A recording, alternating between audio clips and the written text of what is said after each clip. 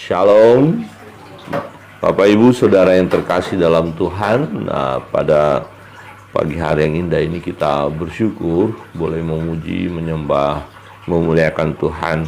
Nah, kita akan membaca firman Tuhan. Pembacaan kita dari Yakobus pasal yang kedua. Yakobus pasal yang kedua secara bagian atau perikop yang berbicara tentang iman. Nah, kalau kita melihat fenomena yang terjadi, ada seperti pertentangan antara iman dan perbuatan. Ya, ada indikasi kalau orang melakukan sesuatu mengandalkan kekuatan berarti tidak beriman. Ya, ada orang yang berkata, wah kalau mengandalkan iman tidak perlu menekankan perbuatan. Nah, apakah keduanya bertentangan? Nah, memang ada orang-orang yang melakukan segala sesuatu melalui kekuatan sendiri, ya, melalui perbuatan. Nah, dan mereka meniadakan iman. Tidak dibutuhkan iman sekarang, yang dibutuhkan adalah perbuatan, melakukan sesuatu. Ya, tapi ada satu ekstrim enggak, yang penting iman. Perbuatan kita tidak bisa menolong kita seperti itu. Iman yang utama. Nah, secara khusus mengenai keselamatan, nah, apakah bertentangan? Saudara yang terkasih dalam Tuhan, mari kita melihat firman Tuhan dari Yakobus pasal 2, mulai dari ayat 14. Ayat 14 saya membaca, dan ayat 15 Bapak Ibu Saudara, ya, baik kita yang ada di pastor ini maupun Bapak Ibu yang ada di rumah, mari buka Alkitabnya. Ayat 14, firman Tuhan berbunyi demikian. Apakah gunanya, saudara-saudaraku, jika seorang mengatakan bahwa ia mempunyai iman, padahal ia tidak mempunyai perbuatan? Dapatkah iman itu menyelamatkan dia? Jika seorang saudara atau saudari tidak mempunyai pakaian dan kekurangan makanan sehari-hari, dan seorang dari antara kamu berkata, selamat jalan, kenakanlah kain panas, dan makanlah sampai kenyang, tetapi ia tidak memberikan kepadanya apa yang perlu bagi tubuhnya, apakah gunanya itu? demikian juga halnya dengan iman. Jika iman itu tidak disertai perbuatan, maka iman itu pada hakikatnya adalah mati. Tetapi mungkin ada orang berkata, padamu ada iman dan padaku ada perbuatan.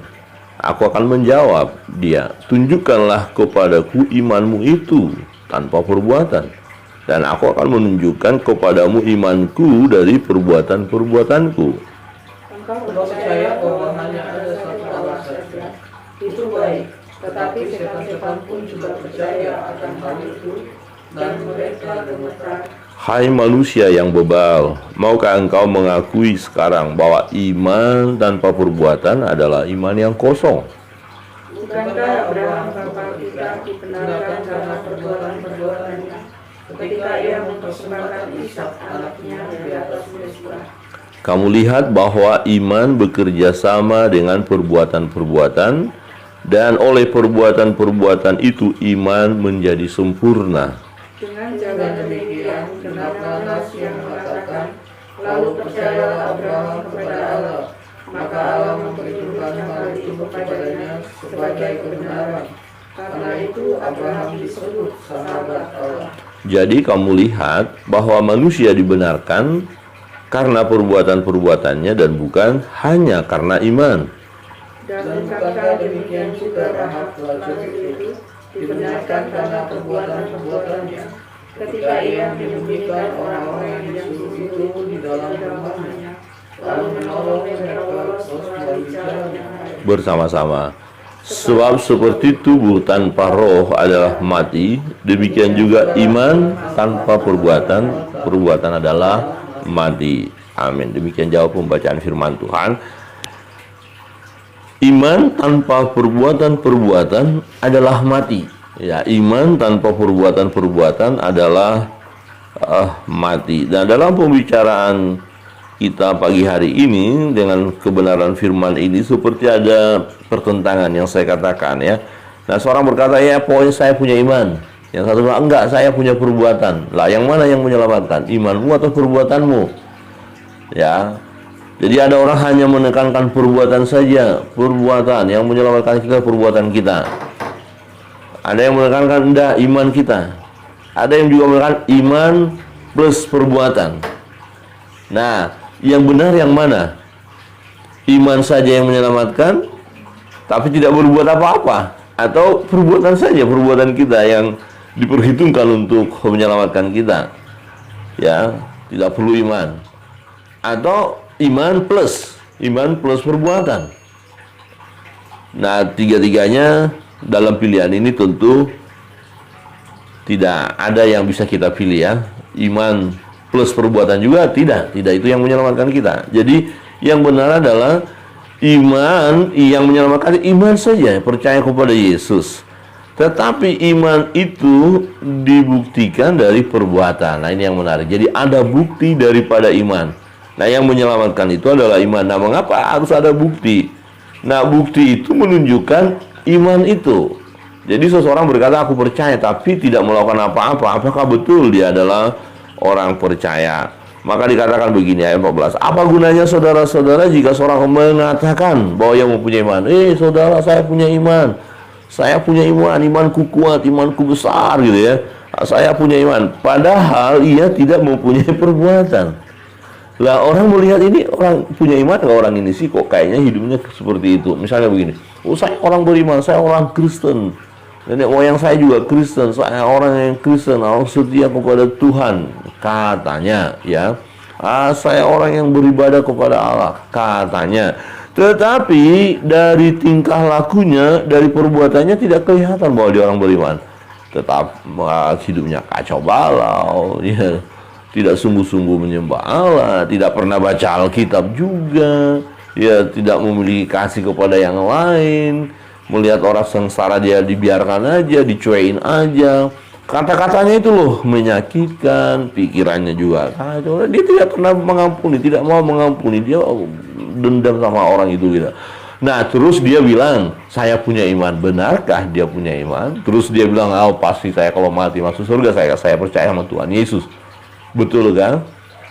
Nah, maka dikatakan satu analogi, contoh ya, dibandingkan. Nah, sekarang ada orang ya di ayat 15, jika seorang saudara atau saudari tidak mempunyai pakaian dan kekurangan makanan sehari-hari, dan seorang di antara kamu berkata, selamat jalan, kenakanlah kain panas dan makanlah sampai kenyang, tetapi ia tidak memberikan kepadanya apa yang perlu bagi tubuhnya, apakah gunanya itu?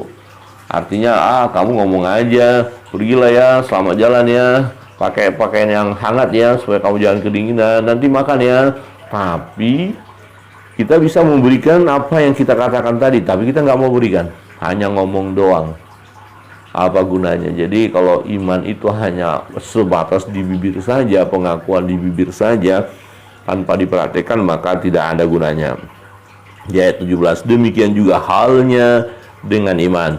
Jika iman itu tidak disertai perbuatan, maka iman itu pada hakikatnya adalah mati. Jadi iman tanpa ada perbuatan, tidak dipraktekkan, tidak ditunjukkan, nah berarti itu iman yang mati. Jadi itu tidak berguna. Saudara yang terkasih dalam Tuhan, nah iman itu ya dapat dilihat, dibuktikan dari perbuatan orang yang beriman itu ya.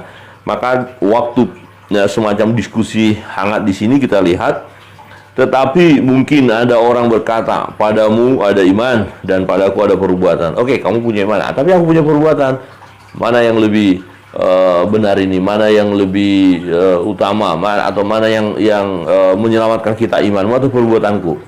Seperti itu ya. Maka dikatakan, aku akan menjawab dia, tunjukkanlah kepadaku imanmu itu tanpa perbuatan. Oke, kamu punya iman, tapi mana imanmu? Kelakuanmu kayak gini, terus kau bilang punya iman. Yang benar aja. Nah, kira-kira gitu ya. Dan aku akan menunjukkan kepadamu imanku dari perbuatan-perbuatanku. Jadi, supaya kamu tahu aku punya iman, lihat aja perbuatanku. Nggak usah aku bicara banyak-banyak lah, nggak usah banyak ngomong, nggak usah banyak cerita, nggak usah banyak mengangkat kebenaran firman Allah, ayatnya ini, nggak usah. Tapi lihat dari hidup saya. Ya, kamu bisa menilai saya ini orang beriman atau enggak. Nah, ini perbandingannya ya. Jadi coba Kamu hanya ngomong saja, tapi aku lihat kamu nggak ada melakukan sesuatu yang menunjukkan kamu punya iman. Tapi saya nggak perlu ngomong deh. Nah, kamu lihat dari perbuatan saya, ada iman nggak? Jadi, iman kita itu harus terlihat dari perbuatan kita. Engkau percaya bahwa hanya ada satu Allah saja? Itu baik, tetapi setan-setan pun juga percaya akan hal itu dan mereka gemetar. Ya, sama. Iman tanpa perbuatan sama dengan seperti setan-setan yang percaya atau tahu tentang Yesus, tentang Tuhan, tapi tidak menyembahnya. Ya, setan tahu. Lihat waktu peristiwa di Gerasa, orang gila yang dirasuk oleh setan. Setan-setan itu berkata melalui orang gila ini, apa urusanmu dengan aku, hai engkau anak Allah? Dia tahu siapa Yesus, tapi dia tidak menyembah. Ya, setan mah nggak bakalan menyembah Tuhan. Ya, itulah dosanya. Tapi percaya, tahu ada Yesus, ada Tuhan. Ya, jadi apa gunanya seperti itu?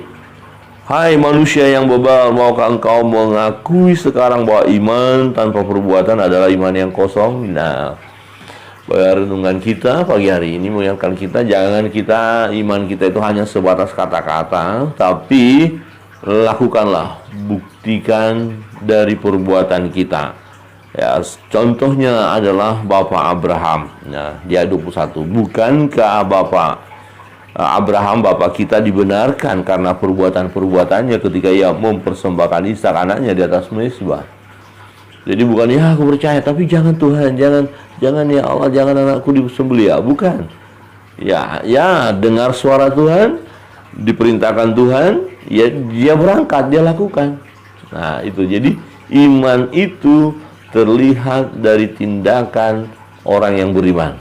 Tindakan orang-orang beriman adalah tindakannya sesuai dengan firman Allah.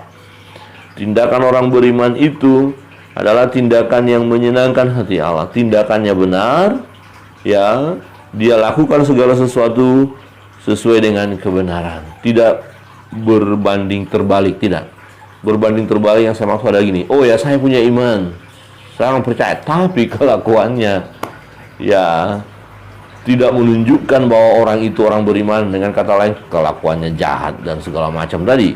Nah, kamu lihat ayat 22 bahwa iman bekerja sama dengan perbuatan-perbuatan, dan oleh perbuatan-perbuatan itu iman menjadi sempurna. Kelihatan, wah, lihat dia perbuatannya, kehidupannya hari lepas hari, kata-katanya, wah, benar dia orang beriman. Jadi sempurna iman itu. Iman yang sempurna itu iman yang diikuti dengan tindakan. Jadi bukan iman plus perbuatan menyelamatkan, tidak. Yang menyelamatkan kita adalah iman percaya kita kepada Tuhan, kepada Yesus. Nah, bukti dari kita beriman itu terlihat dari perbuatan-perbuatan kita, ya. Ayat 23, dengan jalan demikian genaplah nas yang mengatakan, lalu percayalah Abraham kepada Allah, maka Allah memperhitungkan hal itu kepadanya sebagai kebenaran. Karena itu Abraham disebut sahabat Allah.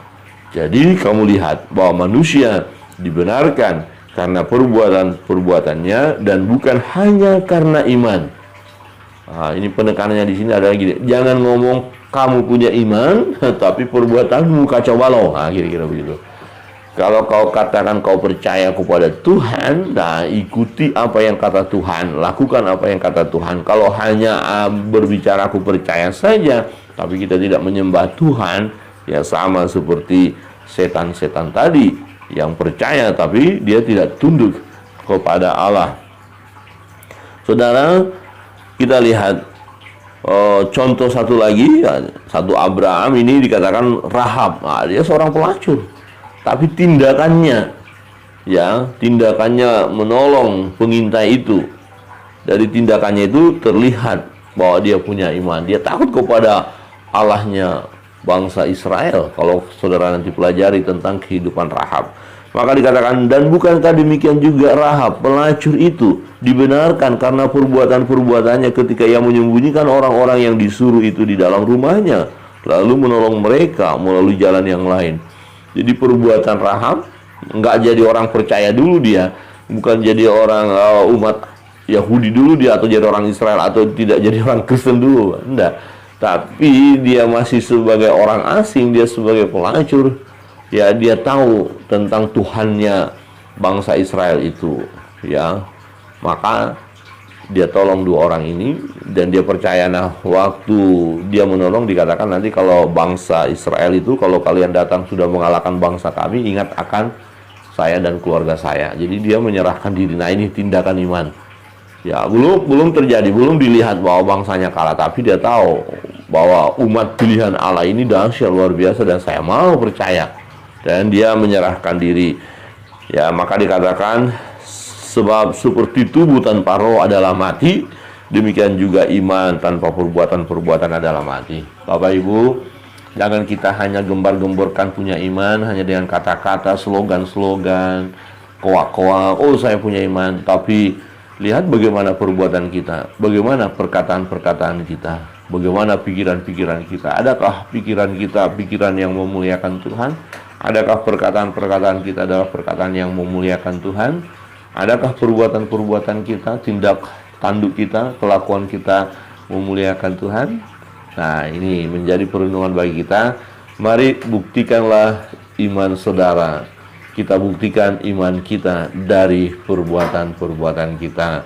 Tuhan Yesus memberkati kita sekalian pagi hari ini. Kiranya kita menjadi pribadi-pribadi yang memiliki iman yang kita buktikan dari perbuatan-perbuatan kita. Tuhan Yesus memberkati. Kita akan masuk dalam doa-doa kita. Apapun menjadi beban pergumulan saat ini, mari datang kepada Tuhan.